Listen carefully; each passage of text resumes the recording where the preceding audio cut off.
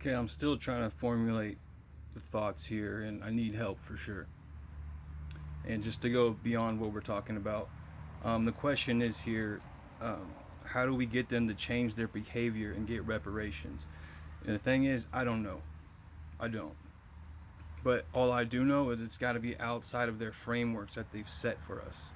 We're playing right into their hand. Like I said, we're playing their game. Okay. The fact that we're even stuck on reparations, right? Um, to be completely blunt with it, you probably wouldn't be here if your people somehow played with them, right? Because they say mine out of fear. They call everything theirs out of fear because they don't know how else to survive, right? And so at a certain point, you had to give in to them and give them something, right? And if we're talking about reparations, how are we going to get that? There is no reparations. Like for me, for example, for indigenous peoples of Turtle Island, reparations would be interest of what they took from us. They could never return what they took. They couldn't ever. All the old growth, all of that. There's no, what are we gonna do then? We all get our homelands back, and then where does that put everybody else?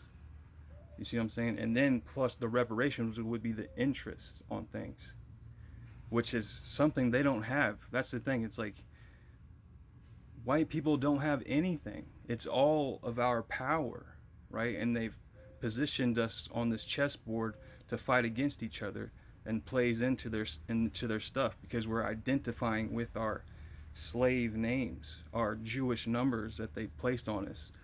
Race isn't a thing, bro. It is a socially political identity, but that's all through their framework, right? That's all through their judicial system. We're playing their game. It has to be outside of their frameworks, outside of the box. It's like you being stuck on the thought of reparations is a heavily predictable reflex of what they put you through. They've already thought through this stuff, right? And like I said, you probably wouldn't be the tribes that actually fought to death for what they had and what they believed in aren't here anymore. And even if you do get something out of them, if you cry enough to get something out of them, it's going to be somebody else's stolen shit because they don't have anything. That's why they put all the money into the military complex. You can't build with nukes. You know what I'm saying? You can't take the children to school in tanks. They don't have anything. White people are the most miserable people there are. That we're seeing them as them being better off than us, and we need to go after that. And that's exactly how they saw us in the beginning. See what I'm saying? We're doing exactly what they want us to do. Race is a myth that they created that we're all playing into. You see what I'm saying? And I'd argue that it's just ignorance. These people that are upholding these frameworks are just ignorant. They don't know how else to survive. So if we give them ways to take care of themselves outside of this existing system, then that's the answer. Like we've cried about this stuff for hundreds of years now, bro. They actually like it when you cry. They like it when you play the victim. It plays right into their shit. They're addicted to the shame that they feel.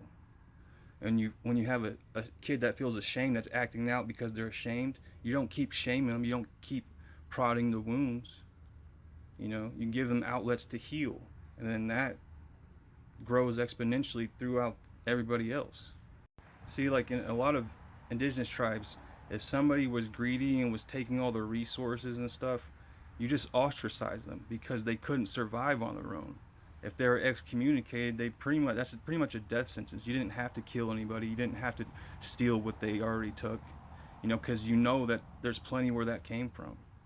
So we have to quit giving them all of the credit for what they want the credit of the stuff. It makes them feel superior or whatever. You know, it's not helping, bro. It's like they like it when you fight. Real shit. That's all they know how to do is war. So if we keep trying to wage war,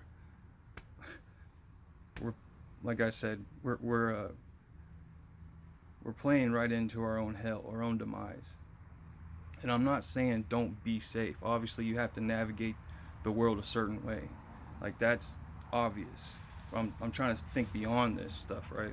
Because at this point, we're all effectively colonized, bro. Everybody. Everybody's internalized this white, whatever it is, this fragility, this weakness. And nobody's hands are clean. You know, we're all talking on phones. The elements were mined from certain places, and we're trying to live in a society that was built off the backs of others while on stolen land. It's like, who's gonna give the reparations, bro? The Spanish, the French, English, American, Portuguese. So you're gonna get all of those, and then who gets what? You see what I'm saying? Like what? Like it's not gonna work that way. It was never meant to work that way, because we're seeing the prices that they put on our heads, and we're like, oh, we need that back. When our peoples didn't even believe in that type of money. You know, there is no capital.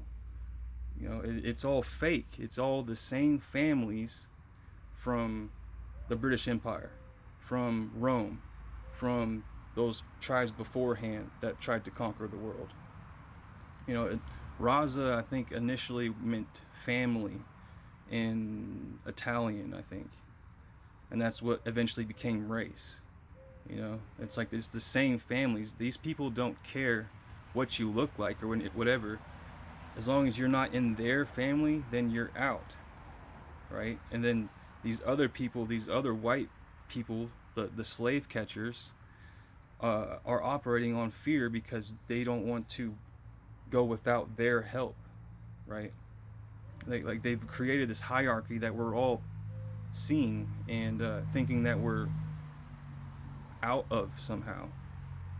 It's like you said that you don't believe in the whole colorblind thing. Well, it's still colorism.